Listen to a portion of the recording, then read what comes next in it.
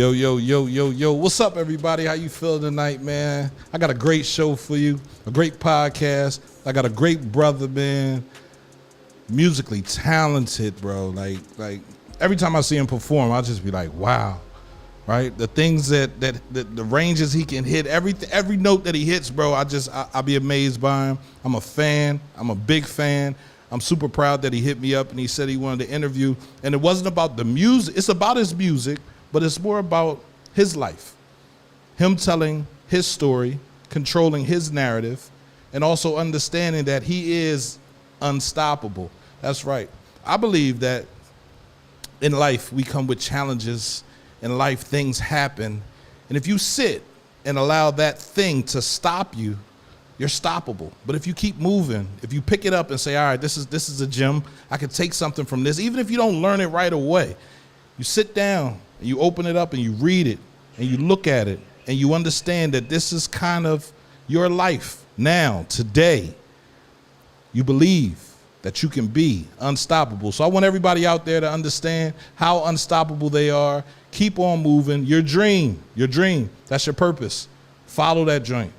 Don't let nobody stop you, man. But tonight, I am sitting here with the one, the only, well, not the one, because he's still setting up. Right? Not the one because he got the name, the family name, but, man, right, he's here, though. Jamai Springfield, how you feeling, good brother? I'm blessed, man. I'm so thankful to be here, bro. Thank you for having me. Oh, absolutely. You one of the few people that know that I am not the only Jamai. You know, those for people that's not from the area, you know. There is another Jamai. Shout out to my cousin Jamai. Right. Springfield. Shout out to the family. Shout out to the family. Major shout out to the family, man. We want you to share this live, man. Tune in, because we're going to talk about his life. Yes. The life before he became Jamai Springfield, when he was just Jamai Springfield. You know what I mean? Like now when you say his name, you understand who he is. But before he was just a little boy. Before he was a young man growing up in the city of Chester, trying to find his way. For sure. And I think he's found it. And he's here to tell the story behind it and own that story. So what's going on, Jamai? How you feeling, man? What's going on? Man? What you got coming out? What's going on, bro? Well, first I want to thank you for having me, man. I'm loving the new studio. It's amazing to see not only a lot of other people's evolution, but to see your evolution, man. It's great to see you continuing to rise and getting better and looking better, and Absolutely. the studio's better, and everything Thank just continues to evolve and get better. So congratulations to you, man. Oh, man, thank you. And thank you for you're one of the few people that I actually reach out to come on your platform, because I always have a good time when I'm here. Right. So I just want to thank you for answering the call, bro. Thank you Listen. for just always being open to having me on your platform, man. I truly appreciate it. The first time you came through, I told you we family. Definitely. You did. You did. I don't think I was lying. You did. And I know you wasn't lying. You so did. when little brother, I'm actually the little brother because you're bigger than me. But I'm gonna say when little brother call, I'm gonna answer every fucking time. Bro, you feel I me? Like appreciate what you it, need, bro. what you want. Let's do it. You feel me? I appreciate it. I showed you the space here. You could do something here on stage. You I'm feel back. me? Like I'm coming. Come through. It's beautiful. It's definitely dope, here. bro. It's beautiful. Definitely man. dope. Congratulations, man. Right. Congratulations. Right. Let's get into this interview, bro, because I got a couple questions, but I'm going to ask the bigger question a little bit later. I want you to share your early life and upbringing. What was that like? I had an contrary to what it may seem, I had an amazing childhood. I was raised, my mom was murdered when I was 6 years old due to domestic violence. And ultimately, I had a village of people, a village of family, a village of women, black women that just stepped in and just took care of me and just made sure I was good.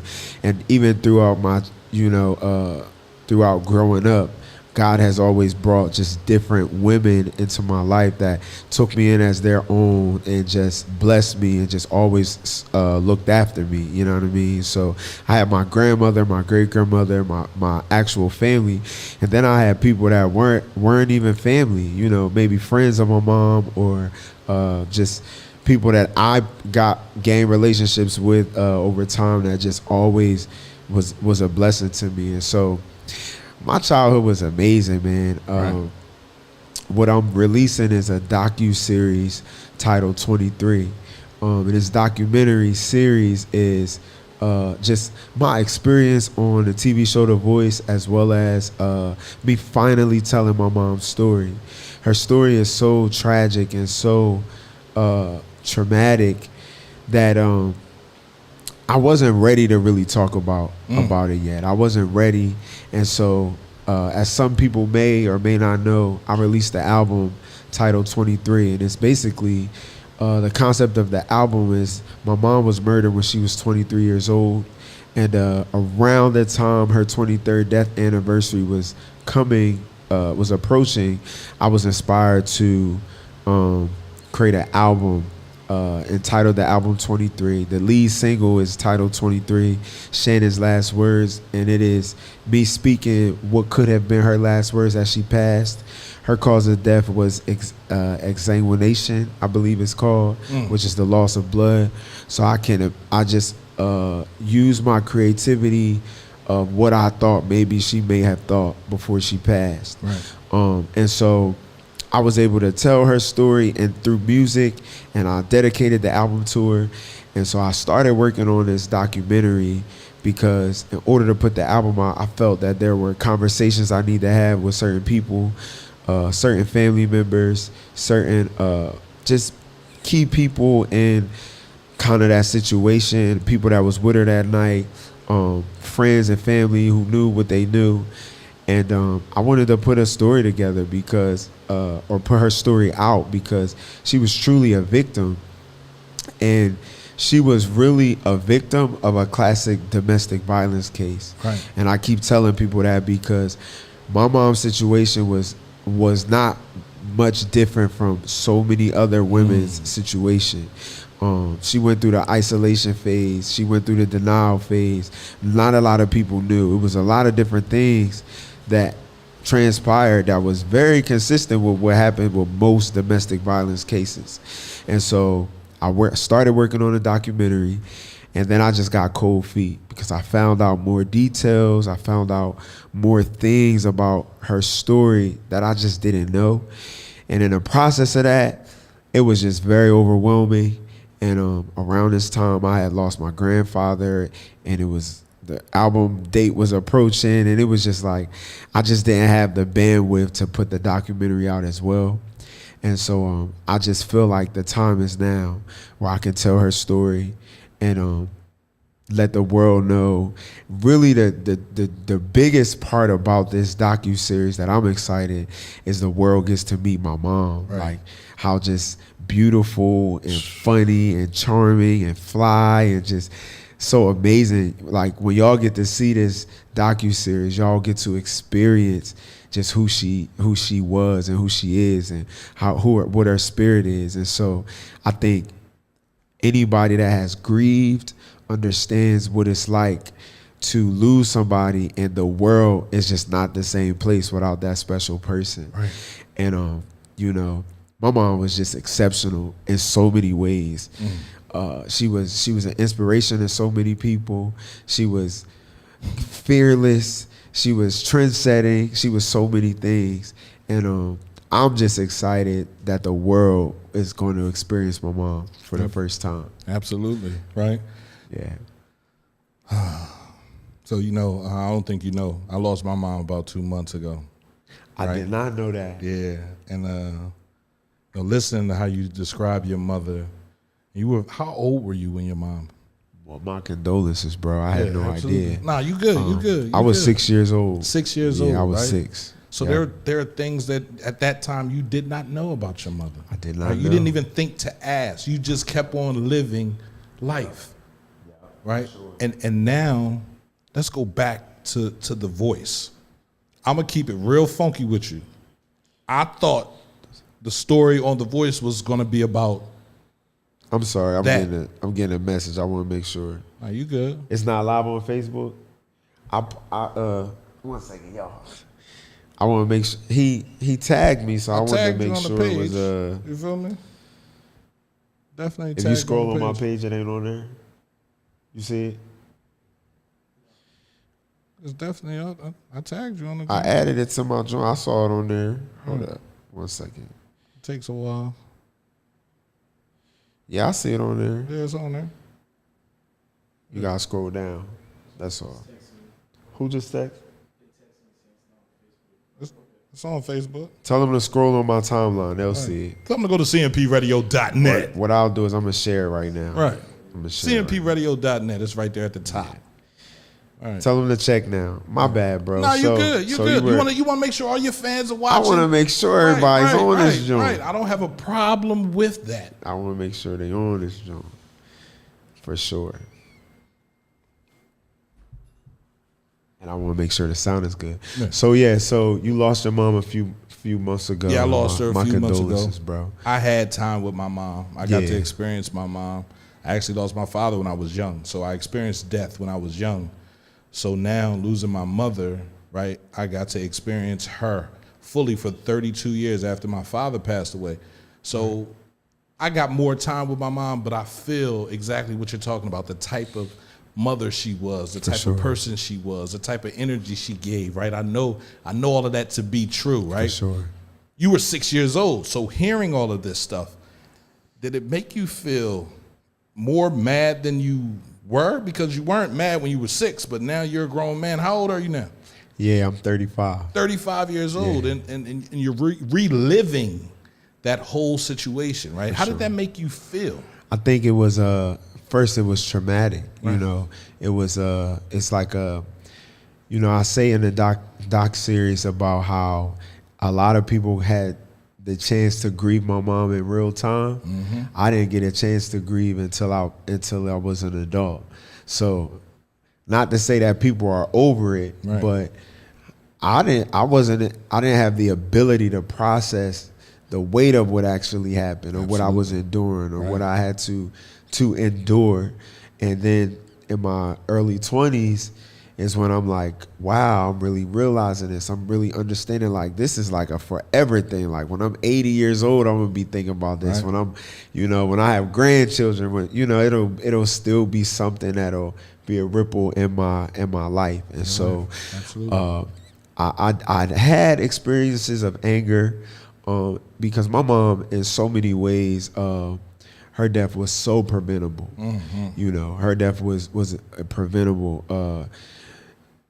A lot of people don't know that in domestic violence cases, when women go to authorities or do restraining orders, a lot of times they're fearful because they know that the violence will take it up a notch. Right, it will. And that is exactly what happened to my mom. She put in a restraining order, and this was Thanksgiving week. She put in a restraining order that week. He went to jail on Friday. He was in jail for a couple of hours. He got arraigned. He was there for maybe a couple of hours. He got out that night and killed my mom that night. So, so many different things. Justice, the judge dropped the ball. Just so many different layers of her experience was preventable. Right. Even from when she passed, and I never even expressed these things, but like when she passed, the paramedics were not able to enter the home that she was in until the police got there. And so for whatever reason, however long it took the police to get there, it was vital time. Absolutely. Because with her stab wound, she wasn't, there were no major arteries. Right. So her cause of death was just the loss of blood. So in so many ways, she could have been saved, on so many different terms. And so finding this out as you get older, and the anger that comes along with it, can be really upsetting. But I realized that it's a price that she paid and I paid for me to help other people. Would I give all this up to have her back? Absolutely. For sure. Absolutely. I don't give a damn. I don't care who else. Right. You know what I'm saying? But this is the cards that I was dealt, and I don't have a choice but to be a vessel to help other people, to write music, and to put my grief on display for other people to be, for awareness to be spread about domestic violence, and for other people, especially black men, to be more comfortable expressing their grief. Boy. And talking about the mental health aspects of, losing people, Right. losing a mother, losing, Right. grief at large, So, Yeah, I was talking to my therapist yesterday, and I told her, people text me and ask me, am I all right? And I want to respond with, fuck no, I'm not all right. Definitely. Right? I lost my mother. I lost the only person I could go to and tell that I was dealing with something, and she didn't judge me. She loved me through it. For sure. Right? She loved everything about me, right? When I was running the street, when I didn't care, when I didn't care about myself, when I didn't love myself, she loved me through it. For sure. And I talked to her the night before she passed away. Wow. And just everything that she said, it sat with me that next day. I was like, you knew. And I couldn't do anything. Same thing, not the same thing that you experienced, right? I understand you. My mother was in a building that the ambulance couldn't get up there to her. Wow. Right? So there's possibility, right, that they could have saved her, and she could be in the hospital right now. She could be home right now. We'd be like, Mom, we almost lost you. So wow. I feel what you're talking about.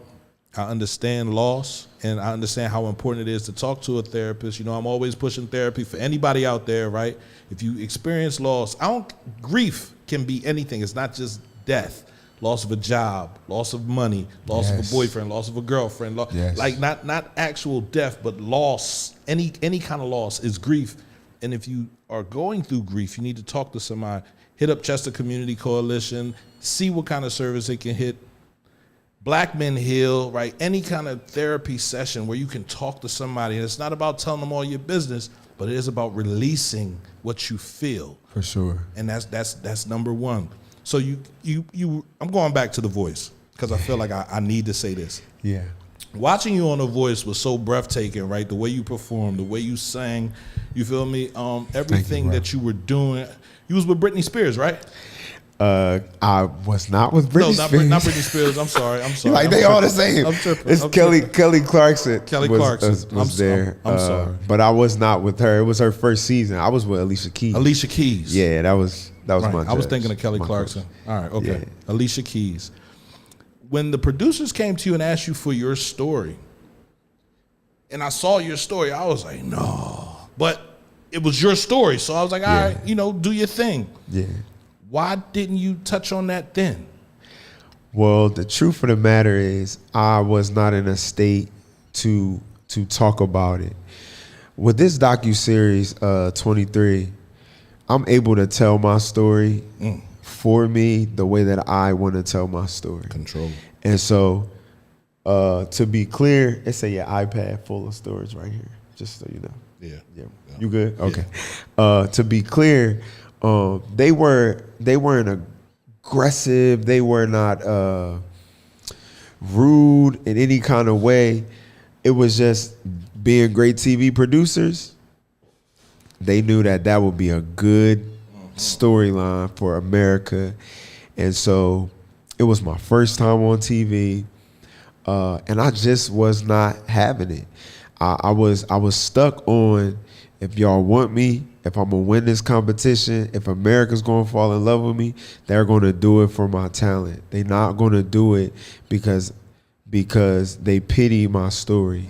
And I think that was maybe not a dramatic, but maybe an overly sensitive way to look at the scenario, because the truth of the matter is it could have been a story to help other people the same way it's helping people now. But I just wasn't in a space to be that vulnerable. I just wasn't prepared. I wasn't prepared to talk about her. I felt like I would be exploiting her. And I just was really like, I'm good. So if I'm good, choose me because I'm good. Don't choose me because my mom was murdered. And I think another aspect of it is acceptance, because, and I've never said this before, but sometimes it's hard to accept what the reality is.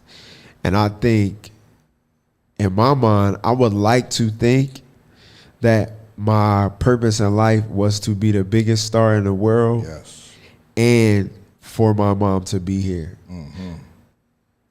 Not this pain of losing my mom and the struggles that I had to endure is what propelled me to have the strength to be the biggest star in the world. Right. That's a hard thing to accept or reconcile with. So my concept has always been, nah, I'm supposed to be the biggest star in the world, and I'm supposed to have my mom here with me. That's not supposed to help me get one. You know what I'm saying? Right, like, absolutely. if that makes sense. And so I think I struggle with that. And you know, a lot of people say they wouldn't change their past. They wouldn't change anything. To this day, I would give everything up to have my mom. I don't care how many people this story could help. Not that I don't care, but like in comparison to, I would have my mom here, you know. Absolutely. And so, Clapping for you. but the reality is, we've all been dealt some cards, and God creates our story. And a lot of the things that we go through, we may not ever truly understand or truly accept, but it is what it is, you know. And I think more recently, my perspective has been that my mom didn't die in vain. In fact, she died so that I could have the life that I had. So you can live. And that I can experience and show people and inspire people and write music for people that's like, nobody understands me, but the person that wrote this song really understands me, because that person, Jamai, must have went through that kind of pain that I'm experiencing. Right. You know what I'm saying? So you writing. Yeah. Got some writer credit. Yeah. Okay. Yeah. I'm not gonna ask you who you writing for. You know? Nah. I'm typically I've worked with a few people, you know, but ultimately my art has been for me. Absolutely. You know what I'm saying? And I'm just growing and experimenting and just putting my art out. I just want to be found doing my purpose. That's it. When God blesses me, I want to be found doing what I'm supposed to do and prepared for whatever opportunity He has for me, you know? Right. So how do you hope your story and your mother's story will inspire others? I hope that the first thing is I'm putting a story out for me. Right. I realized after I released my album that it was I can't say it was better than therapy, because I don't have therapy to compare it to. But I do have the grief that I had before the album versus the grief that I have after the album's release. And it's evolved into something different. Absolutely. It's not as dark and sorrowful as it was prior to releasing my album. So one thing I can hope for releasing this docuseries is that people understand that they're not alone, and that it's okay to not be okay. Boy. That it's okay to take your time with this thing. And I also want to put it out there that, you know, the biggest lie they can ever tell is that time heals all wounds. When people, and this may seem harsh, but when I hear about people who lost someone, I am very clear to tell them that you will never be the same and the pain will not go away. What you will do is you'll learn how to take it a day at a time. Right. But that shit ain't going away. No, it's not. That's your new buddy. That's your new new life. Right. That's your new hip right there. Yes, it is. Yes, it's going to be with you everywhere you go, with every experience you go through. And some days will be better, and some days will be hard. Yeah. Some Christmases will be like it's a good Christmas, right. And some Christmases it'll be like they died this morning. You know, and you won't know when Mr. Grief visits. You won't know. You know, it's like. You know, I was doing an interview earlier, and I was saying how they were talking about how you could be re-traumatized. And right. I was like, you can be re-traumatized by a scent, right? By a smell. Right. My mom loved Martin. So like, I love Martin, but Right. in some ways it can re-traumatize me. Yes, it can. Because I'll think like, I was watching this one. yo, Right. and not only that, my manager know this, but a lot of people that grieve know this. That like it's like a BCAD type thing. Like the way my life is separated in a time span of before my mom versus after my mom. Yep. So everything I think about is, what's my mom like? It could be a Martin episode, and I look at the date and be like, damn, so she didn't even get to see this episode, but she loved this episode. Right. I mean, it's like ingrained in everything. The way you live and walk throughout your life, it's your like forever companion. It's hard. And it's a lot, man. So I just hope that people understand like that you're not alone, and also that domestic violence is more prevalent than we can imagine. Yes, it is. These women are not about to come and tell you that they getting abused. And I shouldn't say only women, but these people are not about to come tell you that they're being abused. They are not going to be very open with admitting their abuse to you. And you telling them they just need to leave is not always what's going to work. It's more mental than anything. It is. And so I just want to spread awareness, man. You know, I really just wanted to tell my story, but Right. but from a more spiritual perspective, I'm realizing that the purpose behind it is bigger than me telling my story. Absolutely. It's me being a vessel and spreading awareness, man. Like me too. Like I've been through all that too. You know, being abused as well by her abuser. You know, being kidnapped by her abuser. You talked about know. that. Yeah. You want to get into that a little bit? Well, yeah, I haven't. A lot of people don't know this, right? So you know? when I watched what you sent me, right, and I ain't shared with nobody, right? Yeah. You know, made sure of that. But how old were you? Number one, when it happened, and then did he kidnap? Did he take you and have you playing video games like you didn't know, or did you know? Like Exactly, it was classic abusive behavior. What he did was he picked me up from school a couple times. And he took me to his mom's house, right, and his family house, and he has a daughter, and I was at the house playing with them, like I was, chilling, like, and so, unbeknownst to me, I had no idea that he had taken me without my mom's consent, right. And then he called after everybody's around looking for me, my family looking for me. He called her and told her, like, that's how easy it is for me to kill him. That's how easy it is. That's what abusers do. Right, they right, bait right, you. right. They use things to keep you around. Right. And so, of course, I had no idea. Right. But this is how easy it'll be for me to kill Jamai. This is how easy it'll be for me to take him. You know what I mean? And you'll never see him again. So classic domestic violence abuse behavior, and of course I didn't know this until I was older, Right, but I right. remember him going, coming, right? I remember going, I Right. remember, I remember that a few times, but he was very clear, and in fact, I remember having a good time, I remember it. No harm being done to me, but legally, I mean, he kidnapped me. He took me without nobody knowing where I was, and he did it multiple times. Wow. And he used me as bait, as a threat, to keep her around. So it got really, really dark. Yeah, I bet it did. Yeah. And I ain't think, okay. Can you share a bit about the process of you making this docuseries? Like, who did you talk to? How did you feel having these conversations with people, about your mother, about the events? I saw a police report, looking at the police reports, like you dug deep. Yeah. Like what was going through your head while you was doing all this? Yeah, so that was part of the reason why I didn't release it when I dropped the album, because I had conversations with my mom. My mom was with people, she was with her friends, right, the night, for most of that night.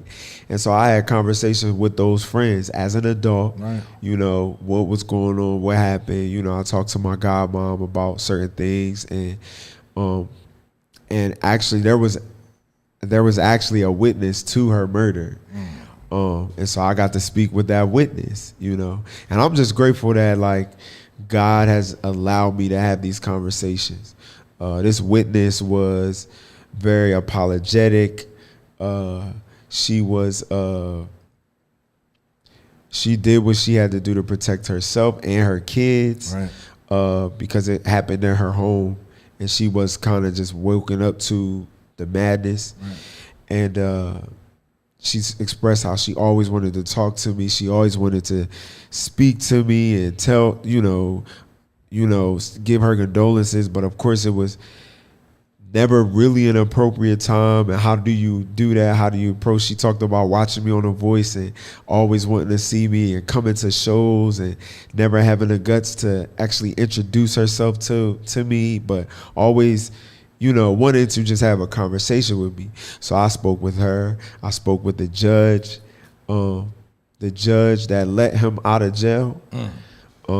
This man was on probation. And without getting in too many details, he shouldn't have been out. He shouldn't have been out, bro. And he got arrested for stalking my mom after the restraining order, while on probation on Thanksgiving weekend, and got out of jail on a Friday night. And he killed my mom that night. He hadn't been out for more than 12 hours before he killed my mom. And so many people at fault, but I got to have a conversation with that judge. I got to sit down with him face to face before my album came out and have an explanation. And it wasn't much of an explanation. It wasn't a lot of accountability. Oh, why would and so ultimately, though, judge black or white? He was black. And here's another tricker. The judge was a friend of my family. The Absolutely. judge was a friend of my family. Absolutely. So this shit's like a Hollywood. The story is like a Hollywood, like box office thriller. It really is unbelievable, the things that happened, and how terrifying of a victim my mom was. But I got to have those conversations, and I think there are more people that I wanted to speak with, but it just became so overwhelming. Right. And it became like, wow, I just talked to the judge. I just talked to the person that actually witnessed my mom getting murdered. Like, I need to let that marinate. I need to sit on that. I need to sit on that. Absolutely. And then at that time, my grandfather. So the album came out on May 7th, which was my mom's 50th. Would have been her 50th birthday. But my grandfather, and I was promoting and I came here. Yep. And my grandfather died on April 15th. And so, in the midst of like planning a funeral, releasing the album of my life, and just preparing and shooting music videos and doing promos, it was too much. And internalizing all that information I had just learned, it was just too much, man. Right, it was too overwhelming, and I got cold feet about showing people my mom. I have like home footage, but I only have but so much. Right. You want to keep that to yourself. It's sacred. That's it's sacred. That's for me. Right. Absolutely. It's sacred. Right. So I got cold feet about it, and I didn't really finish it the way that I would have wanted to. And so what the world is going to see now is the first installment of what I started on, broken down into 2 episodes. And I want to thank my manager and one of my good friends for Brick, who was adamant about keeping a lot of my mom sacred, about not sharing too much footage, because I only have but so much. That's it. And she is so special. She's so you watched it, bro. So tell me what you thought about it. Tell the people what you thought about it, because it's premiering on the 24th and the 31st. So what was your, objective perspective on the docuseries? Y'all listening? Make sure y'all listen, because he got to see it, and I want to hear what his perspective is on it. I cried, bro. Really? And I don't know if it was because of what I'm dealing with or it was because of what you're dealing with. But I felt for you. I remember when that situation happened. Wow. I remember my That's cousins. what I tell a lot of people. Right. It was a big thing. Right. It was multiple news was. articles. It was Bro. it was a big thing. It you was. actually was around in real time. I was around in real time. I remember my cousins talking about it. Right. It was a big thing, right? Especially in certain circles. For sure. Right. It was traumatic. It was sad, but to see everything that I saw, and I don't want to spoil it for anybody, right? Yeah. The docuseries was very well put together, right? From the beginning, talking about your mother and growing up and being there and her, the way she loved you and the way she cared for you, the way, and then to get into everything, I was sitting there crying. I'm like, I felt something hit my phone. I said, oh man. I had to put the phone down for a couple minutes. I said, wow. Because I haven't quite had the opportunity to grieve my mother, right? Sure. So I was sitting there grieving your mother and trying to understand how you feel as an artist, right? To get your art out, you almost need a muse, right? And I think that's really who your mother is, for right? Sure, definitely. Without really being in your face. Her, the imagery of her, when you close your eyes, when you're on the stage, you see her clapping for, I'm just imagining, right? The things how I would take it, right? So I think the docuseries is very well put together, right? And I know it's not the end, right? I know there's more you can put out, and watching that is almost like watching the preview of a movie. Yeah. Right. So you have a lot of life left. You have a lot of situations left to go into that story. I'm super proud that you had the nerve, the balls, right? Really, honestly, to put that out, because not many people can. Not many people can put out that. Something that can, in your last interview, they talk about re-traumatize, something that can re-traumatize you and put you on your knees and not have you want to go sing and do no videos and talk to your friends and lock yourself in a room. That's what that docuseries, I thought, could do. And it was real that you put it out, and you're talking about the traumas that you feel. You're talking about the way that you sing. You're talking about the why. Your whys were in that docuseries. So I want to give a huge shout out to you for that, bro. And Mr. Springfield, Dante just said, R.I.P. Mr. Springfield. Yeah. That was my Spanish teacher for 3 years. Yeah, my grandpa for sure, man. If I didn't bring him in Dunkin' Donuts, I couldn't come in late. Mr. Really? Springfield, I'll be at the door. He was like, all right, come on in. Right? Hold on, my dad taught Spanish? Yeah, he taught Spanish. Really? Yeah, he taught Spanish. I thought he only taught English. This is the beginning of his. This is 95. This is 96, 90. This is 95, 96. No Spanish. He didn't, and that's why I had to bring him in Dunkin' Donuts. Come on, estás, right? Yeah. Why ain't nobody tell me my grandpa? Yeah, he taught Spanish, man. Look, my uncle just said, nigga, they ain't no Spanish. That's what I said. But he taught it. He was in there. I remember. Bro, he taught Spanish. Okay, so the original Spanish teacher got hit in the head with a Hawaiian Punch can full of juice. No way, bro. First day of class. My first day in the high school, bro. I go into class, they in there laughing. I go sit down in my seat. I'm looking around. I was a nerd. I got my glasses on. You feel me?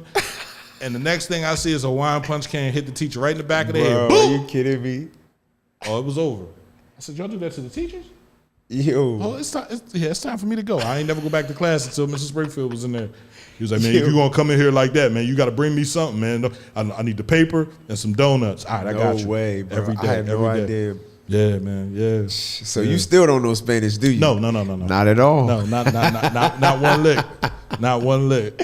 See. Oh right? my gosh, that's crazy. But the experience that I had with him, right? I was in the academy for 1 year with Reggie.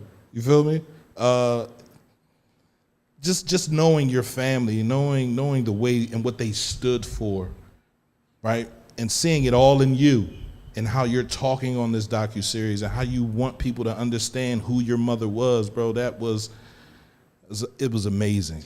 Thank so you, man. I thank you for sharing your pain with others. I thank you for looking to be an inspiration to others that are experiencing the same thing, and for talking about domestic violence, because we don't talk about it enough. For sure. And we don't talk about therapy enough. So all of these things that you worked into this docuseries are things that the black community need to come to grips with.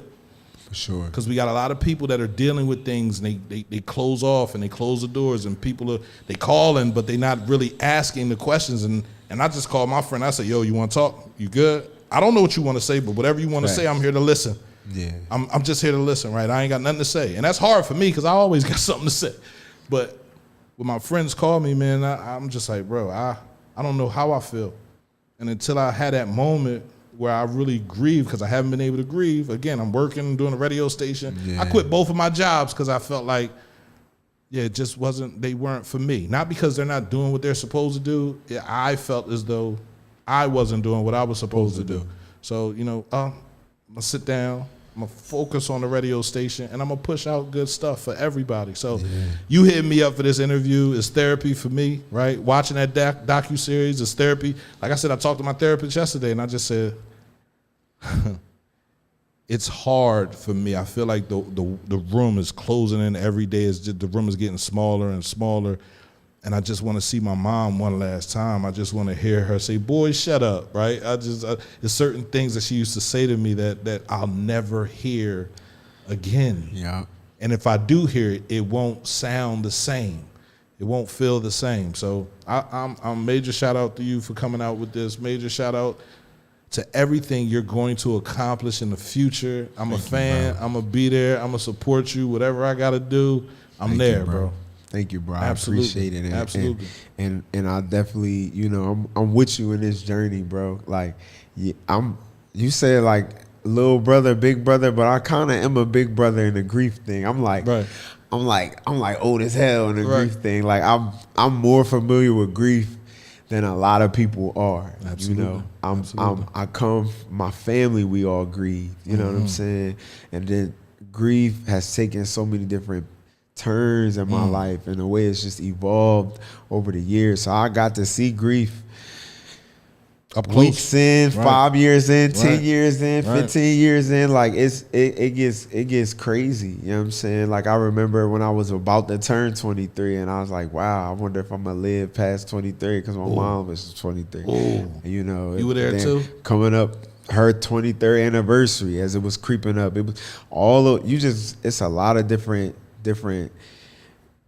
things. It lives with you. So it does. I just say, like, try to find a way to just take today as like a day at a time. Try to find a way to, all right, I can't worry about all of the past and all of the future, but if I could just get up and give me something to eat right now, if I could just get up and get to work, or if I could just get up and enjoy this moment that I'm in right here, like, because it'll drive you crazy, bro. It will. It'll drive you crazy. It will. Especially from my scenario, my situation, it was so preventable, bro. It's like 20 different things had to happen before that happened. Right. And so For many all 20 things to happen. She could have been here. Right. Damn. So that can breed like anger. You know what I'm saying? It can be like she wasn't sick. She wasn't, she didn't fall ill to anything. It wasn't like one day she here and the next she not, I even have footage of like maybe like 2 days before she passed, and she trying to get me to dance house doing the butterfly. And we will not put that in the documentary. Right. But yeah, like this is like 2 days before. This is like Thanksgiving Eve. Like, we just at the crib, and so it's just crazy how full of life she was to have to be taken away so violently, What do you want people to remember about your mother? I just want people to turn my phone off around. What you mean? Yeah, I want him staying in it. My manager just keep interrupting the interview today. He on you. He on you. He on you. I was trying to show him. Right. But I want the world to just check out the docuseries because when you meet this girl, fall in love with her, bro. Like she just was so fly. Like she was so dope. Like and like you'll be able to see our connection. And like even you, I want to encourage you, P. Like make sure you check out the final version because what you saw is like close to the end, right? Close to the final version, but the final version is it's even more in it, and you get to see more of her. And I think what I want the world to remember about her, the world will remember. Absolutely. Because once you see her in this docuseries, you'll see why I'm crazy over her. You'll see why everybody, I can be in a different city. I can be in the airport in a different city, and they be like, Shannon. I can be, people always come up to me talking about, and it's over 25 years ago she's passed, but she left that kind of impact on so many people. I had an author send me a book, and this author wrote a poem about my mom. She said my mom used to give her advice when she was only 10 or 11 years old. Sheesh. You know what I'm saying? Like, I have people, I got stories for days, man, of just the impact that she left on so many people. And so I'm excited that once y'all see this docuseries, you'll be impacted as well. Absolutely. So I don't even got to tell you what I want you to remember about her because she gonna be unforgettable when you see her. You know what I mean? When you experience her. So, man, I want to thank you for taking the time out to come through the radio station. You know, I love you, bro. I want you to keep moving. What else you working on, bro? What you got coming up? You on some tours? What you doing? Well, thank you for having me, bro. And all I'm gonna say is, we just getting started, baby. Yes, sir. We just getting started. Yes, sir. I got some heat. Like I got some heat. Just know that, like, right. It's coming. The summer is gonna be crazy. The fall is gonna be wild. The winter is gonna be ridiculous. Like I got some heat. Like I got some heat. Right. And you know, I'm focused on what I need to be focused on, and that's creating. And so my oxygen is just to create. It's just to create, and I'm in the editing space. I'm in the directing space. I'm in the production space. So aside from me playing piano, playing guitar, songwriting, producing, I'm also, you know, editing, and I'm also directing, and I'm scripting. So it's a lot of things moving forward. You know, I'll be out here building sets, bro. Like, yeah. Dead ass, bro. Come on, man. Like, cause you know, like, look at you not a painter, bro. No. But when you need your studio to be painted, right, and you can't find a painter, right, you gonna throw you paint become a painter, bro. Absolutely. I'm not an editor, but I am an editor. Right. Not a director, but I am a director. Yes. You know what I'm saying? Yes. And God has given me every single thing that I need. God has already stored it inside of me. Come on, man. So moving forward, all I'm doing is delegating as I can afford to, financially. You know what I'm saying? But the fire is already in the can. You know what I'm saying? So thank you for having me, bro. Y'all please check out the 23 docuseries. It premieres on the 24th, this coming July 24th, Wednesday at 7 p.m. EST. And the 31st. It's a 2-part docuseries that will eventually continue. And where can they find it at? They can, if you DM me, I'll send it to you personally when it premieres. But it'll be premiering on YouTube. And you can go to my YouTube page. If you go Jamai Music on all platforms, TikTok, Instagram, Facebook, Snapchat, LinkedIn, YouTube, you can find me. And the videos premiere, and you can click notify me, or you could DM me on any of these platforms, and I'll text it to your phone, bro.